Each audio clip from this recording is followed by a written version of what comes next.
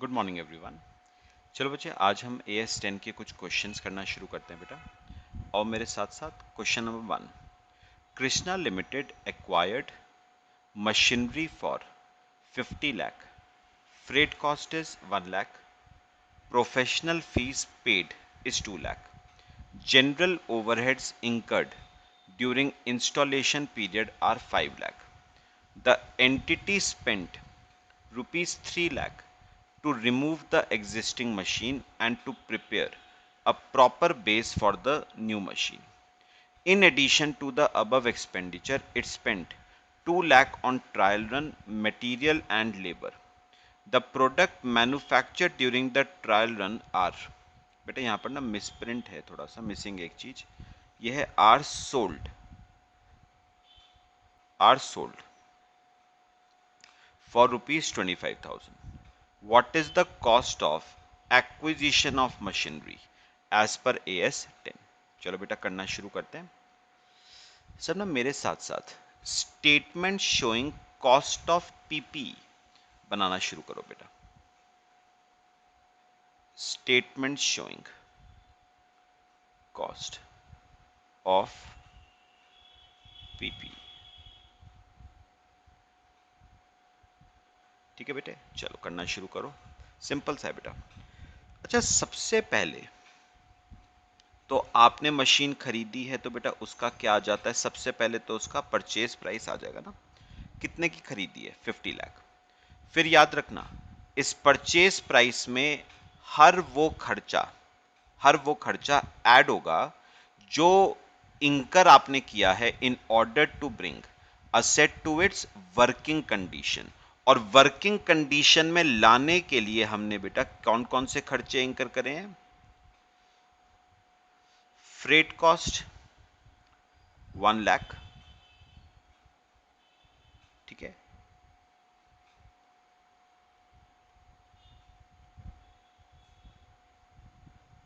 Professional fees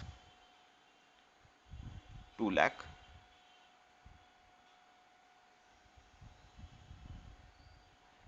general overheads incurred during the installation period. अच्छा, आपको याद होगा मैंने आपको बताया था जो जनरल ओवरहेड्स होते हैं ना बेटा, they are not incurred in order to bring asset to its working condition. और क्योंकि जनरल ओवरहेड्स असेट को वर्किंग कंडीशन में लाने के लिए इंकर नहीं होते हैं तो वो पीपीई का कॉस्ट में इंक्लूड नहीं होंगे बेटा। फिर the entity spent rupees 3 lakh to remove the existing machine and to prepare a proper base for the new machine। बेटा इसे हमने नाम दिया था साइट प्रिपरेशन कॉस्ट, जो फाउंडेशन की कॉस्ट थी। साइट प्रिपरेशन कॉस्ट, और वो है बेटा 3 लाख, ठीक है। फिर इसके बाद in addition to the above expenditure it spent rupees 2 lakh on trial run. तो यहां पर लिखो ट्रायल रन एक्सपेंसेस, जिसे हमने टेस्ट रन भी कहा था। Trial run expenses inner column में लिखना बेटा, कितने रुपए का खर्चा हुआ? 2 लाख का। इसमें से क्या माइनस करते हो?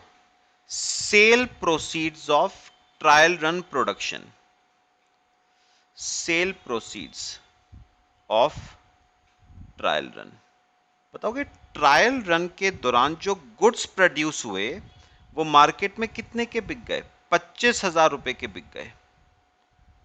तो नेट हमें कॉस्ट 1,75,000 पड़ी।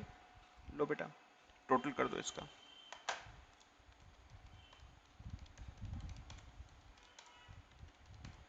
57,75,000।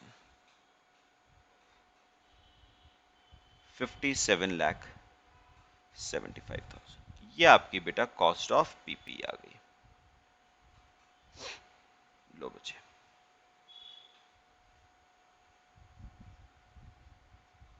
बेटा और लिखना चाहोगे ना तो लास्ट में एक नोट डाल के लिख लेना कि हमने जनरल ओवरहेड्स को इंक्लूड क्यों नहीं करा है। तो क्या लिखोगे? General overheads do not form part of cost of PPE because they are not incurred in order to bring PPE to its working condition. ठीक है बेटा, कॉपी करो इसे, फिर अगला क्वेश्चन देखते हैं बेटा। कॉपी करो, सिंपल सा क्वेश्चन था बेटे। आ जाओ क्वेश्चन नंबर 2, देखो question number 2, Rahim Limited is involved in cement manufacturing. The company completed constructing a new building and the cost incurred as per books is 25 lakh. Following points are observed which require clarification. Cement required for construction is taken from its warehouse. Total cement used for construction is 1000 bags. Company generally sells cement at 500 per bag and cost of a bag to the company is 400. Company capitalized rupees 5 lakh to its building cost. करावाया आपने बेटा. Before construction of building, the site was rented to a neighboring company for parking its vehicles for 3 months. The rental income is around 25,000 for 3 months. Accountant deducted the rental income from the cost of PPE. Is this accounting treatment correct as per AS 10? तो बेटा यहां पर आपको ना दो सवालों का जवाब देना है क्वेश्चन के। कौन कौन से दो सवालों का? एक तो बेटा कंपनी जो बिल्डिंग बना रही है ना, बिल्डिंग के लिए लगता है सीमेंट, और क्योंकि कंपनी सीमेंट के मैन्युफैक्चरिंग में ही एंगेज्ड है, तो कंपनी ने क्या करा, अपने स्टॉक में 1000 बैग सीमेंट के पड़े हुए थे, वही लगा दिए बिल्डिंग के कंस्ट्रक्शन पे। अब सुनो,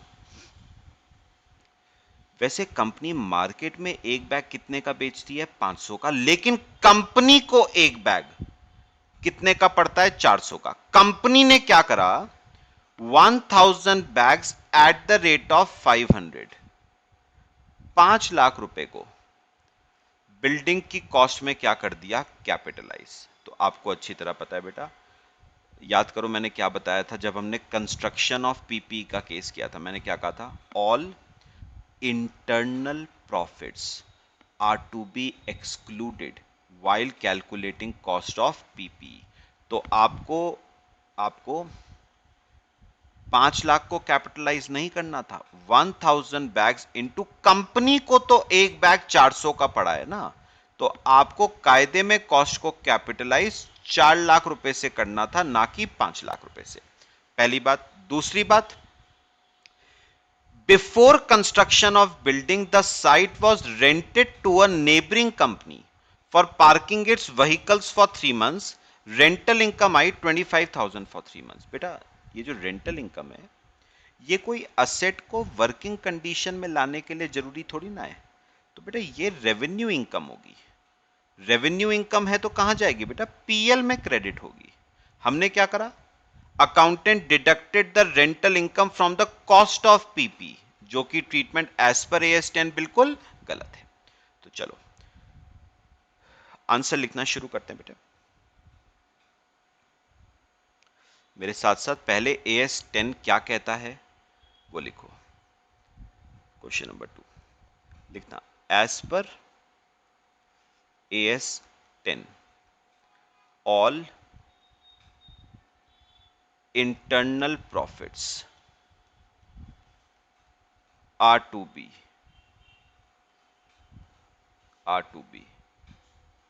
excluded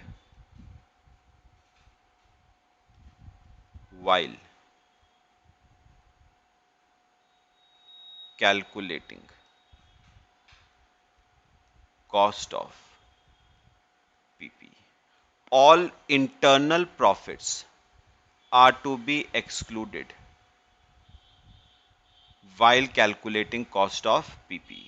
ठीक है बेटा, फिर लिखना एक और बात, as per AS 10 only those expenses and incomes are to be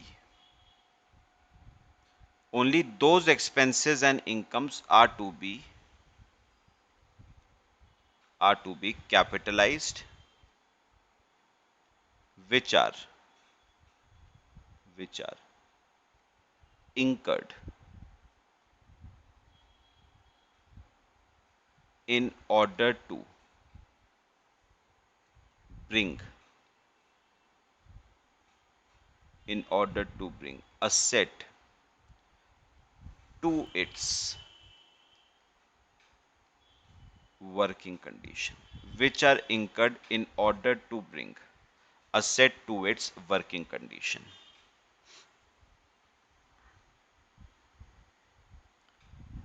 ठीक है बेटा, ये तो हो गया जो AS10 कहता है। अब देखते हैं कंपनी का ट्रीटमेंट सही है या गलत। और मेरे साथ साथ कंपनी ने क्या करा है बेटा, लिखो, in the given case, comma, पहला part, company has capitalised the cost of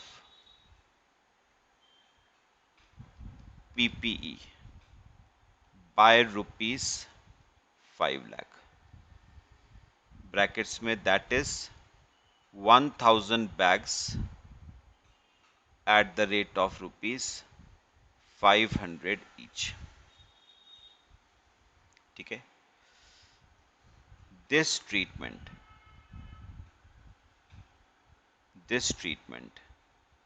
done by accountant is incorrect since internal profit, कितने का इंटरनल प्रॉफिट है बेटा, ऑफ रुपीज 1 लाख। कैसे 1 लाख, कैसे 1000 बैग्स, और एक बैग पे कितना प्रॉफिट, 100 रुपए का profit. Since internal profit of rupees 1 lakh shall be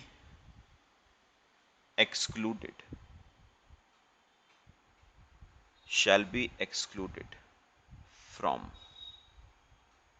cost of PP, shall be excluded from cost of PP।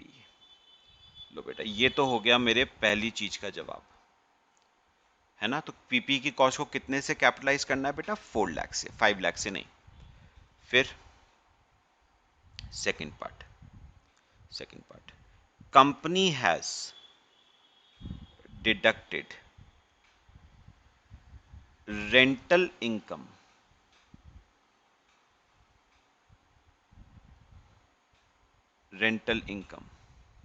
Of rupees कितने की थी, 25,000 from cost of PP.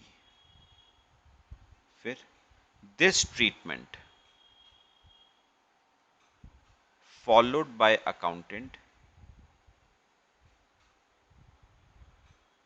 this treatment followed by accountant is incorrect,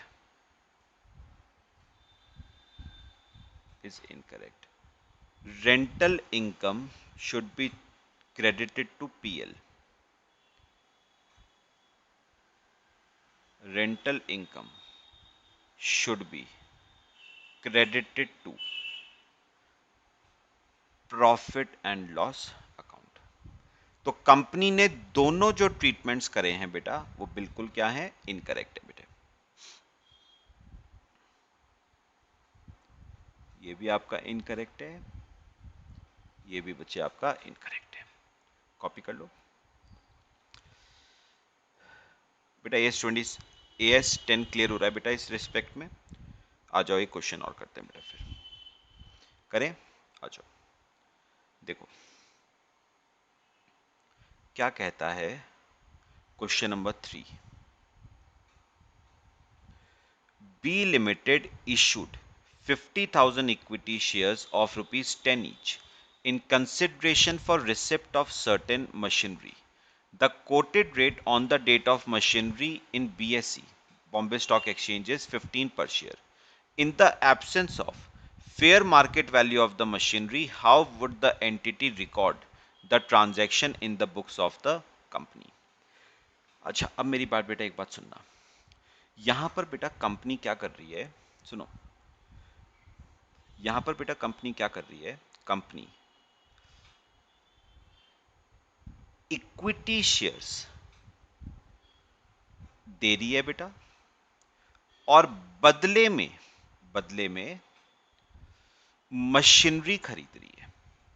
तो company equity shares देके क्या खरीद रही है, machinery.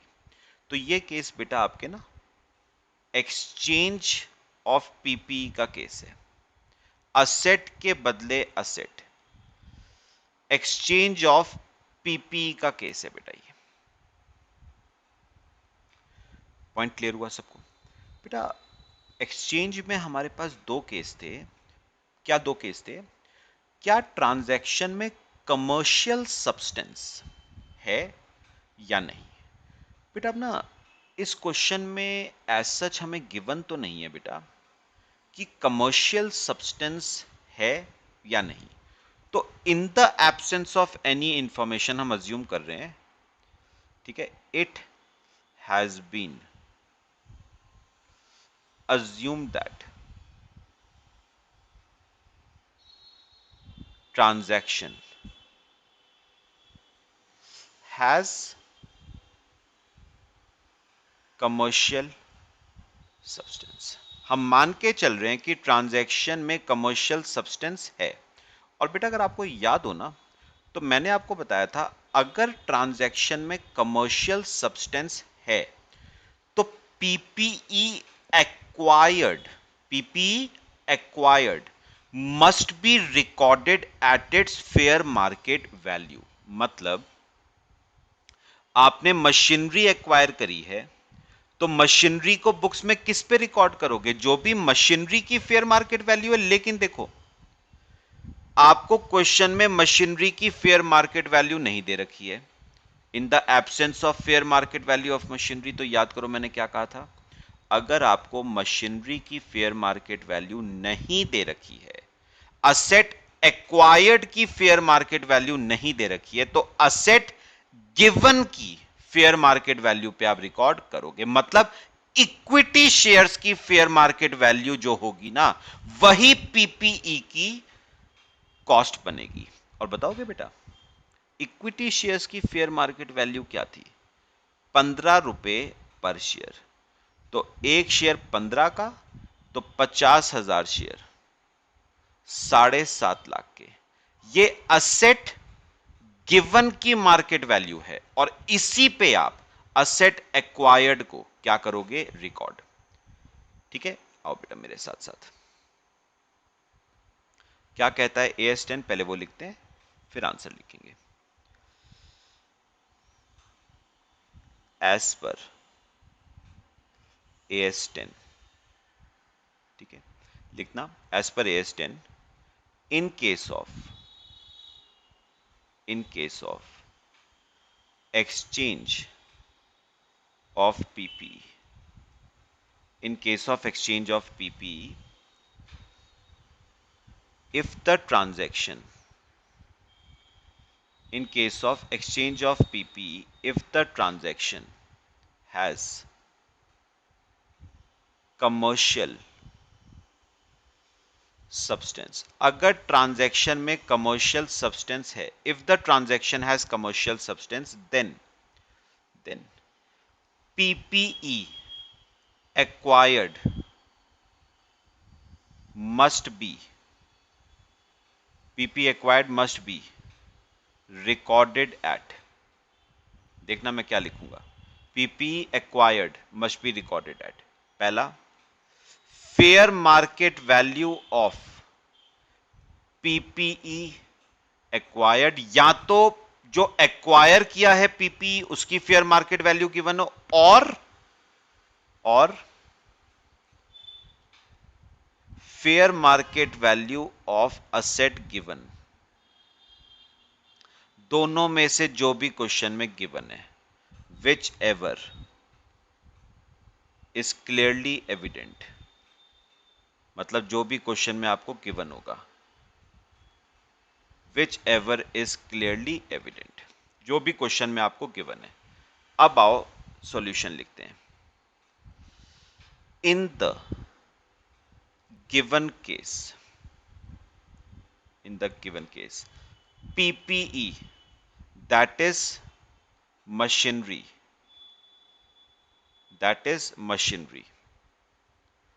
must be recorded at fair market value of asset given। क्यों बेटा गिवन क्यों? क्योंकि असेट एक्वायर्ड की एफएमवी क्वेश्चन में गिवन नहीं थी। Since fair market value of PP acquired is not given, ठीक है। Therefore cost of PPE acquired will be, कितने शेयर दिए थे बेटा? 50,000 शेयर, और एक शेयर की फेयर मार्केट वैल्यू 15 रुपए, तो 50,000 शेयर की 7.5 लाख रुपए।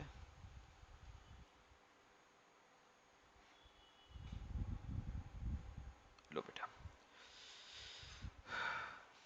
कॉपी करो बच्चे, फिर आगे चलते हैं।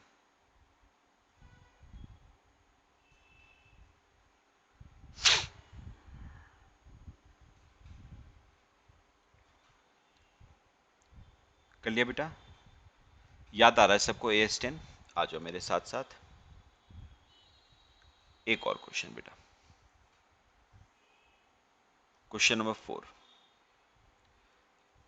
देखो।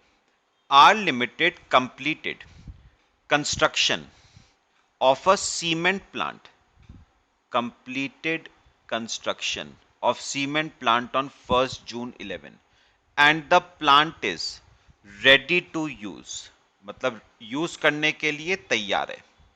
However, due to market conditions, entity started actual production in 12/13. The overheads incurred from the date of ready to use to the date of actual use are capitalized along with the cost of plant. Is this accounting treatment correct as per AS10? बेटा अगर आपको borrowing cost याद हो ना AS16, तो वहां पर भी आपको बताया था बेटा मैंने कि इंपॉर्टेंट ये होता है कि असेट रेडी टू यूज कब हो गया, यूज करने के लिए तैयार हुआ या नहीं, एक्चुअल में यूज हुआ या नहीं वो इंपॉर्टेंट नहीं है। इंपॉर्टेंट ये है असेट यूज करने के लिए तैयार है या नहीं। तो बेटा एक बात याद रखना, आप सिर्फ उसी कॉस्ट को कैपिटलाइज करते हो जो असेट को रेडी टू यूज बनाने तक इंकर हुई है, ठीक है। तो अगर आपने सुनो सुनो एग्जांपल दे रहा हूं, अगर आपका कोई असेट 1 जुलाई को रेडी टू यूज हो गया लेकिन आपने उसको 1 अक्टूबर से यूज किया, तो बेटा याद रखना ये जो 3 महीने के खर्चे हैं ना, ये असेट की कॉस्ट में कैपिटलाइज नहीं होंगे। सिर्फ कहां तक के खर्चे असेट की कॉस्ट में कैपिटलाइज होंगे? जब तक वो असेट रेडी टू यूज नहीं हो जाता। एक बार असेट रेडी टू यूज हो गया उसके बाद का सारा खर्चा बेटा पीएल में जाता है, कैपिटलाइज नहीं होगा। तो लिखना AS10 क्या कहता है बेटा,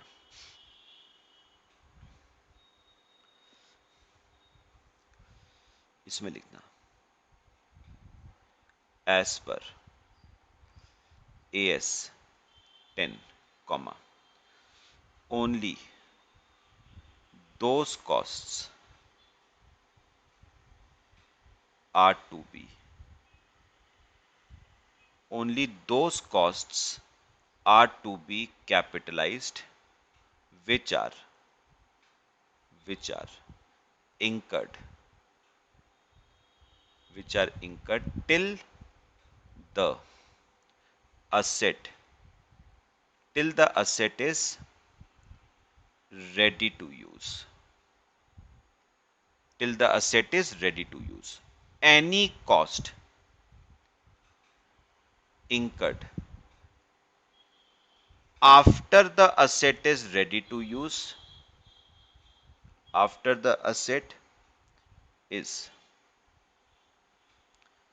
ready to use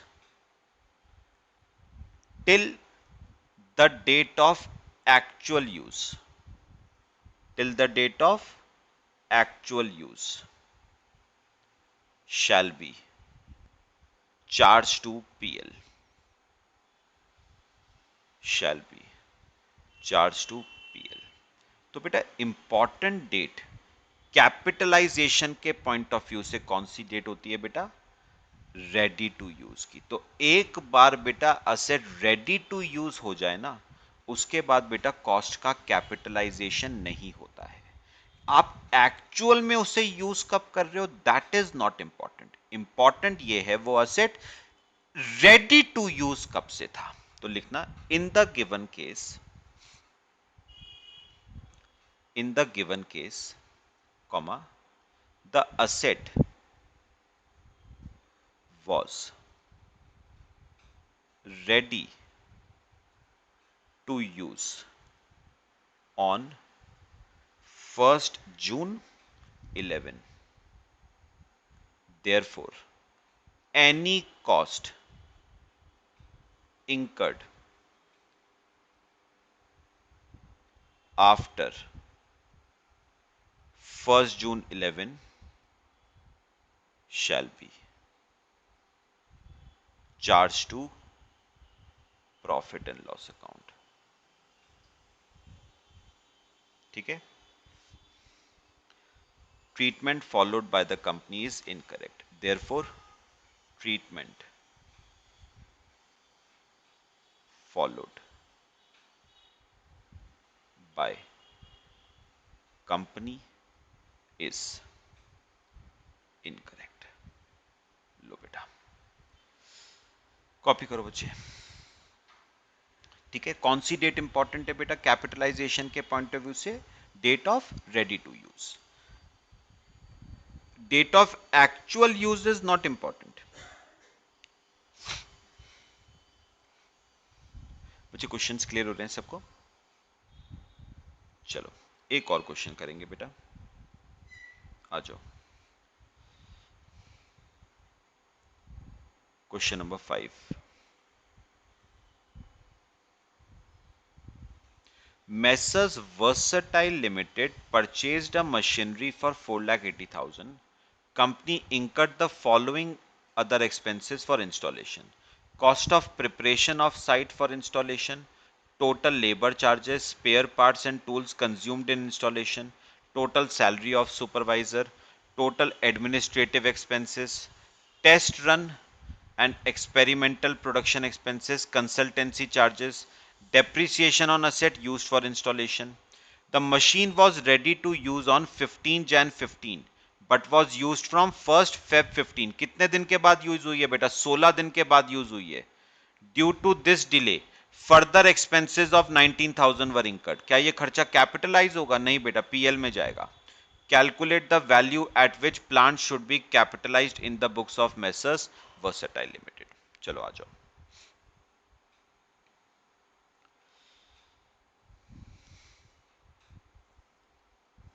बनाओ बेटा statement showing cost of PP. Simple सा क्वेश्चन है। Statement showing cost of PP. ठीक है, हेडिंग लिखो। चलो आओ मेरे साथ साथ। कौन कौन से खर्चे गिवन है? सबसे पहले तो मशीन की बेटा परचेज कॉस्ट आ जाएगी 4,80,000। इसके बाद cost of preparation of site, तो site preparation cost, site preparation cost 21,000। फिर लेबर चार्जेस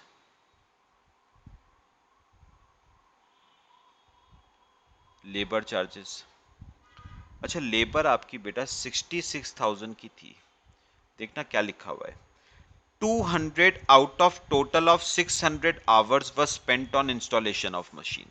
तो ये 66,000 की लेबर 600 आवर्स की है, इसमें से 200 आवर्स मशीन के इंस्टॉलेशन पे लगे हैं, तो 22,000 की लेबर। फिर spare parts and tools consumed, spare parts and tools consumed in installation 6,000, ठीक है। Salary of supervisor,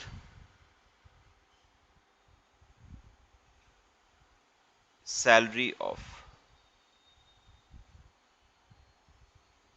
supervisor 24,000 into 25%, क्योंकि टाइम स्पेंट ऑन मशीन 25% है, तो 6,000 रुपये बेटा, ठीक है। एडमिनिस्ट्रेटिव एक्सपेंसेस, देखो बेटा वैसे एडमिनिस्ट्रेटिव एक्सपेंसेस ना पीपी की कॉस्ट में ऐड नहीं होते हैं, क्यों?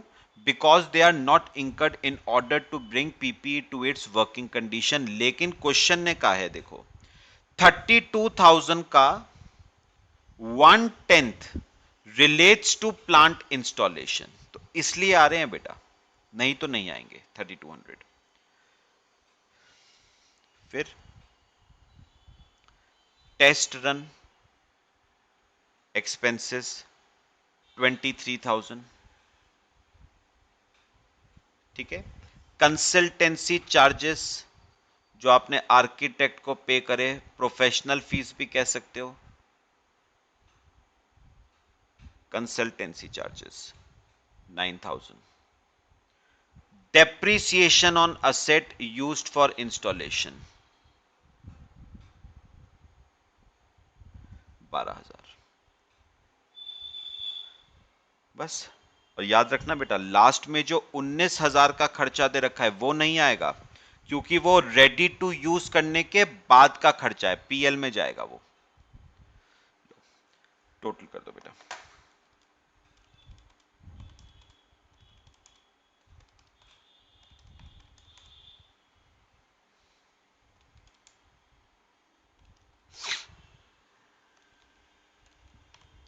582,200, तो कॉस्ट ऑफ पीपीई 582,200, ये आपकी बच्चे कॉस्ट ऑफ पीपीई आ गई।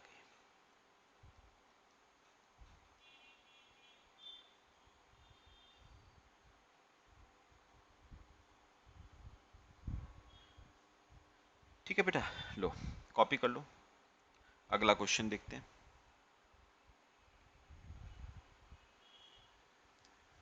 ठीक है बेटा, नोट डाल के लिखना चाहोगे तो लिख लेना।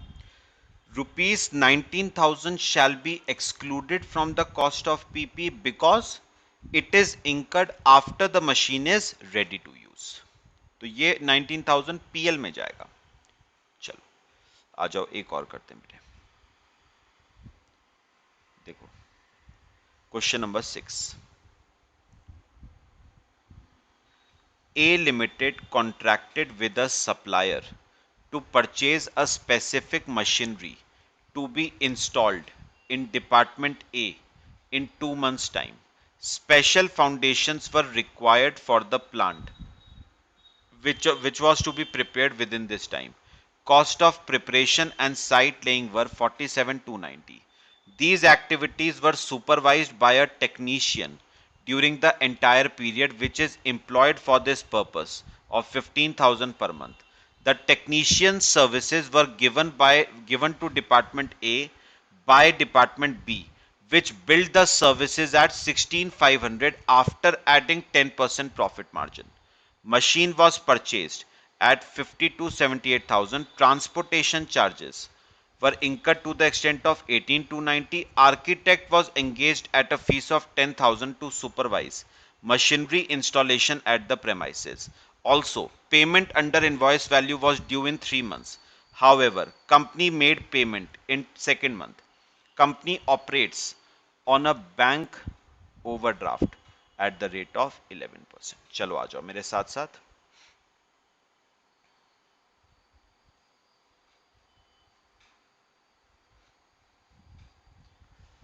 हेडिंग लिखो statement showing cost of PP.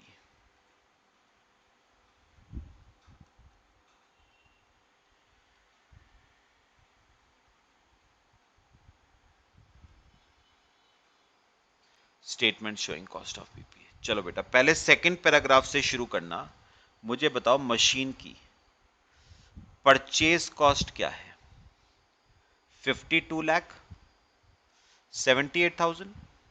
ठीक है, फिर ट्रांसपोर्टेशन चार्जेस इंकर करें आपने, ऐड कर दो।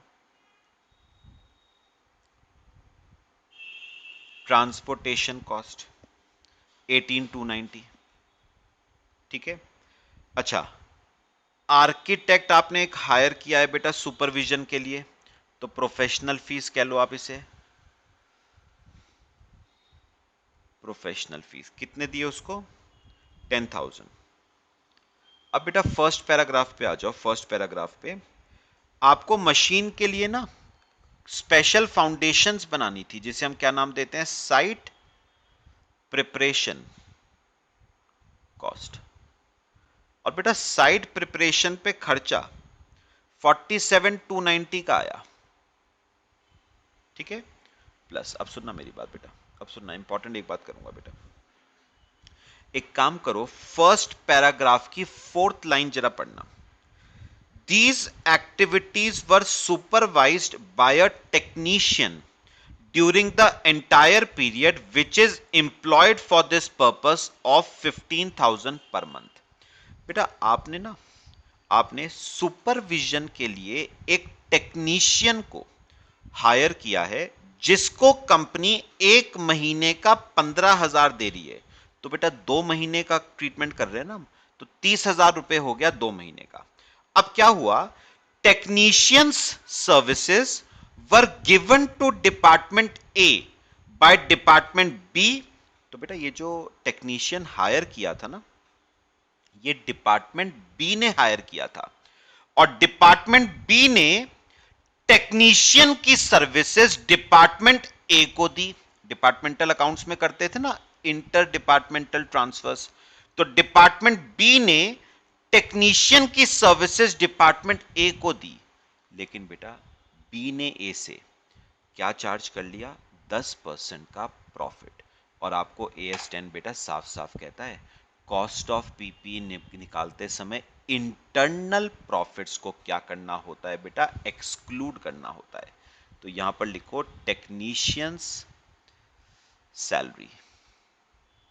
मुझे एक बात बताओगे बेटा, कंपनी को बताना बेटा, टेक्नीशियन की सैलरी कितने रुपए की पड़ी? कंपनी को तो 15,000 ही देने पड़े। ठीक है, एक महीने का, तो 2 महीने का कितना हो गया? 30,000। याद रखना all internal profits are to be excluded. बस। अच्छा बेटा मैं एक बात आपसे और कर लूं, वो जो लास्ट में आपको दे रखा है ना, company operates on bank overdraft at 11%, तो बेटा ये जो इंटरेस्ट है ना, बोरोइंग कॉस्ट AS16, याद करो मैंने आपको क्या कहा था?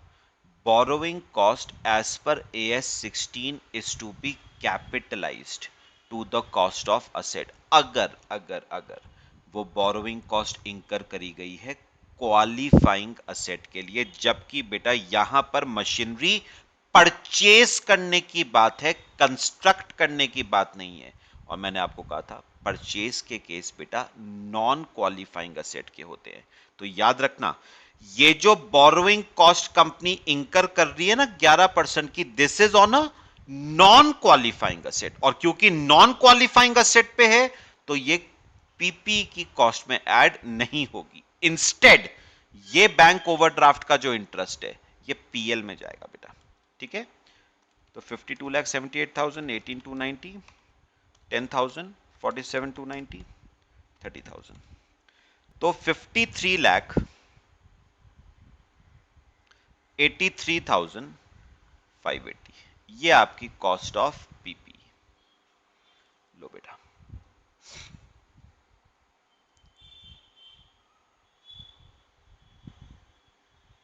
बेटा नीचे दो नोट्स लिखना चाहोगे ना, लिख सकते हो बेटा।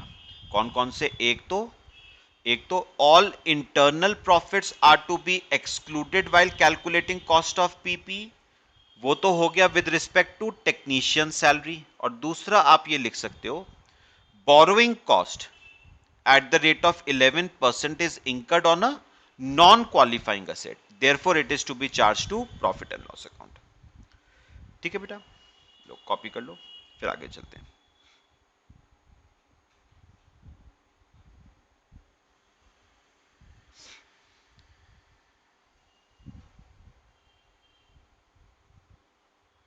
चलो आगे आ जाओ बेटा मेरे साथ साथ। देखो 7th क्वेश्चन, सिंपल सा छोटा सा क्वेश्चन बेटा। PQR Limited constructed a fixed asset and incurred the following expenses on its construction. Material लगा, labor लगी, direct expenses, office and administrative, और depreciation on assets used for construction of this asset. Calculate the cost of PP. आ जाओ बेटा, simple सा question.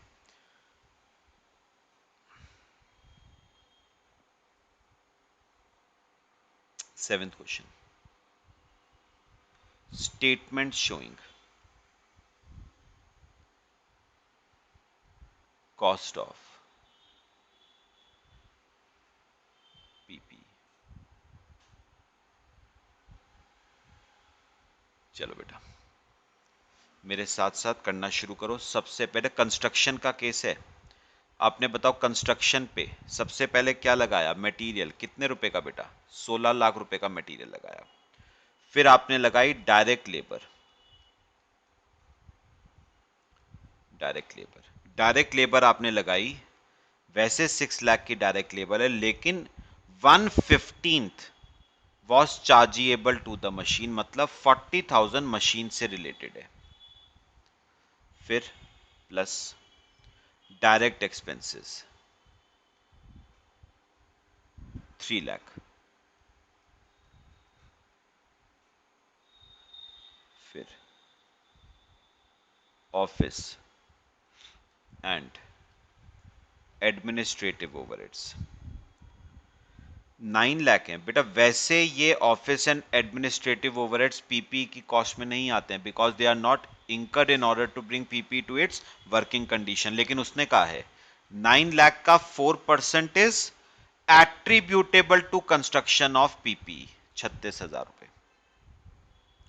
और बेटा depreciation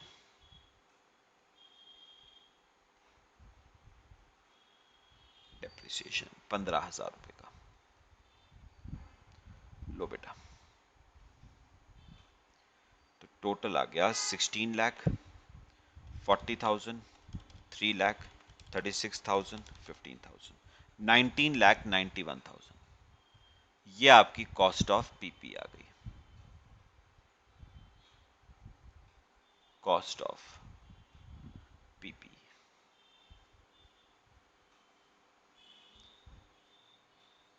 लो बेटा, छोटे छोटे क्वेश्चन से बचे, कॉपी कर लो।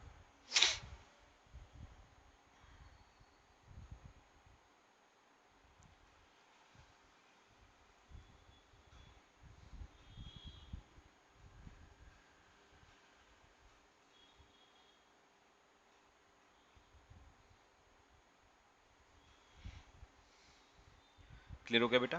आ जाओ क्वेश्चन नंबर 8। देखो 8th क्वेश्चन क्या कहता है। During the year, Messrs Progressive Company Limited made additions to its factory by using its own workforce at a cost of 4,50,000 as wages and material. The lowest estimate from an outside contractor to carry out the same work is rupees 6 lakh. Directors contend that since they are fully entitled to employ an outside contractor, it is reasonable to debit factory buildings with rupees 6 lakh. Comment whether director's contention is correct or not in view of the provisions of AS 10। तो बेटा यहां पर भी rule वही apply हो जाता है। मेरे को बताओ, कंपनी ने बेटा अपनी खुद की वर्कफोर्स यूज करी, और कंपनी को वो वर्कफोर्स बेटा कितने रुपए की पड़ी? 4.5 लाख रुपए की पड़ी वो वर्कफोर्स। ठीक है, ये कंपनी के लिए कॉस्ट है। अब कंपनी क्या कह रही है? कंपनी कह रही है अगर हमने ये वर्कफोर्स अपनी ना लगाई होती, अगर ना लगाई होती, बाहर से वर्कफोर्स मंगवाई होती, तो हमें ये वर्कफोर्स 6 लाख रुपीस की पड़ती। बताओ, कंपनी ने बिल्डिंग की कॉस्ट को 6 लाख रुपीस से कैपिटलाइज कर दिया। सही है या गलत? गलत है बेटा। All internal profits are to be excluded while calculating cost of PP. चलो आओ,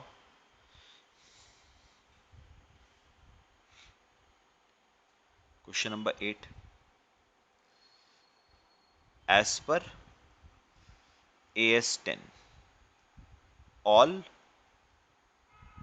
internal profits are to be excluded while calculating cost of PP। ठीक है, फिर लिखना इन the given case, in the given case, comma, the company used its own workforce costing rupees 4,50,000 for making additions to building। Therefore, therefore, therefore, rupees 4,50,000 should be capitalized to the cost of PP। Contention of directors is incorrect। Contention of directors is incorrect। Contention of directors is incorrect। लो बच्चे, simple सा था, copy करो।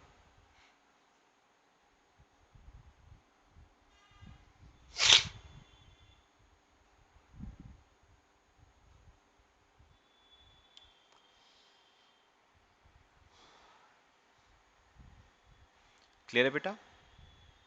Internal profits वाला case. भाई company को तो वो labour 4.5 lakh की पड़ी ना, तो 6 लाख पे कॉस्ट को कैपिटलाइज कैसे करते हैं?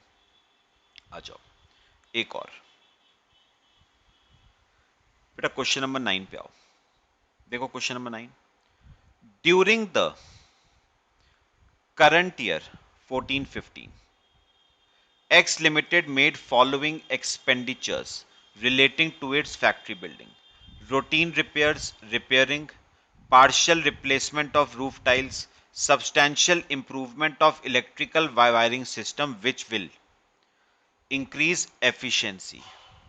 What amount should be capitalise. तो ये बेटा कल वाला केस आ जाता है जो मैंने आपको बताया था सब्सीक्वेंट एक्सपेंडिचर का। मैंने कहा था अगर सब्सीक्वेंट एक्सपेंडिचर से फ्यूचर इकोनॉमिक बेनिफिट्स में इंक्रीज आता है तो कैपिटलाइज कर दो, अगर सब्सीक्वेंट एक्सपेंडिचर से फ्यूचर इकोनॉमिक बेनिफिट्स में इंक्रीज नहीं आता तो पीएल में डाल दो।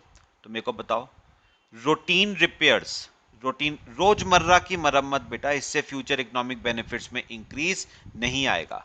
रिपेयरिंग कुछ नहीं लिखा हुआ है, मान के चलेंगे फ्यूचर इकोनॉमिक बेनिफिट्स में इंक्रीज नहीं आ रहा है। Partial replacement of roof tiles, tiles replace करिए बेटा, इससे फ्यूचर इकोनॉमिक बेनिफिट्स में क्या इंक्रीज आएगा? Substantial improvement of electrical wiring system which will increase efficiency. तो साफ साफ लिखा हुआ है एफिशिएंसी में इंक्रीज आ रहा है। पक्का? तो सिर्फ कितना कैपिटलाइज होगा बेटा? 10 लाख कैपिटलाइज हो जाएगा, बाकी सारा कहां चला जाएगा बेटा? पीएल में चला जाएगा। तो लिखो क्या कहता है AS10।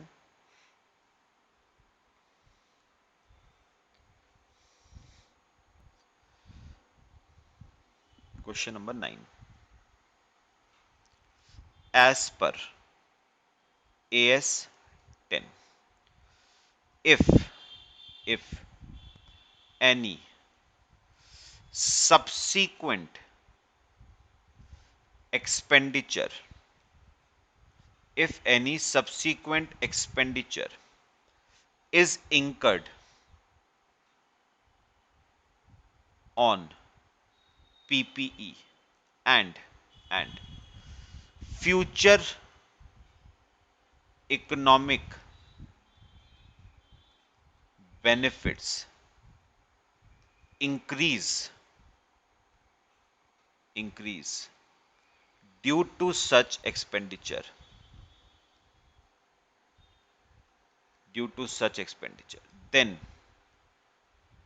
then such expenditure should be capitalized to the cost of PP. Then such expenditure should be capitalized to the cost of PP. However, if there is no increase in future economic benefits, however, if there is no increase in future economic benefits, then such expenditure must be charged to profit and loss account. Then such expenditure must be charged to profit and loss account. ठीक है बेटा? तो अब लिखो in the given case,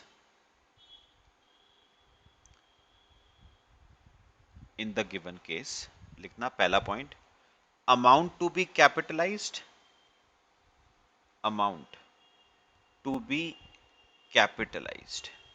कितना capitalise करोगे बेटा? 10 लाख रुपए, जिसकी वजह से एफिशिएंसी में इंक्रीज आया 10 लाख, और अमाउंट चार्ज्ड टू पीएल, और बेटा पीएल में कितना जाएगा?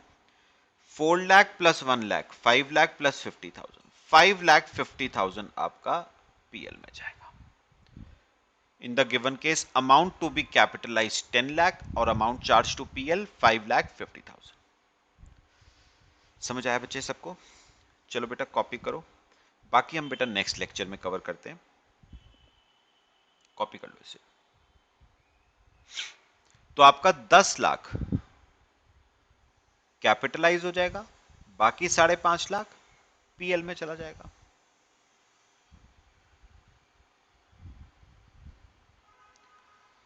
ठीक है बेटा? चलो बच्चे, बाकी हम नेक्स्ट क्लास में करते हैं. Till then, thank you.